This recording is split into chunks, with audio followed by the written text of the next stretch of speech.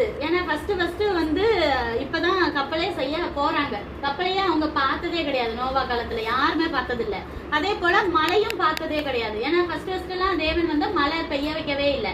என்ன செய்யும், மரம் செடி எப்படி தழுக்கும்னா, அந்த காலையில பனி பெய்யும்ல, நீங்க செடியில எல்லாம் அந்த வில்லேஜ்ல பாத்தீங்கன்னா இலையில கொஞ்சம் கொஞ்சமா தண்ணியா இருக்கும். நைட் எல்லாம் பனி பெஞ்சிச்சுன்னு சொல்லுவாங்க.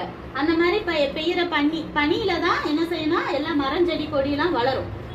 வானத்துல இருந்து தண்ணி விழுந்து மழையா பெஞ்சி அவங்க என்ன செஞ்சதே இல்ல, பார்த்ததே கிடையாது. அப்ப தேவன் என்ன சொல்றாரு, நீ ஒரு கப்பல் மாதிரி கட்டு, நான் சொல்ற அளவுல கட்டணும். அப்போ கொஞ்ச நாள் கழிச்சு நான் என்ன செய்வேன், மழை வானத்துல இருந்து பெய்யும், நீ அந்த கப்பல் உள்ளக்குள்ள நீயும் உன் ஃபேமிலி மட்டும் போயிரு, உன்னைய நான் காப்பாத்திடுவேன், மத்தவங்க எல்லாரையும் அழிச்சிருவேன். அதே போல நான் சொல்ற அனிமல்ஸ் எல்லாத்தையும் உள்ளக்கு கொண்டு போயிடணும். சுத்தமான அனிமல்ஸ், அதாவது நல்லா சாப்பிடுவாங்களா, ஆடு மாடு இதுதானே நம்ம சாப்பிடுவோம்ல, அதெல்லாம் சுத்தமான அனிமல்ஸ்.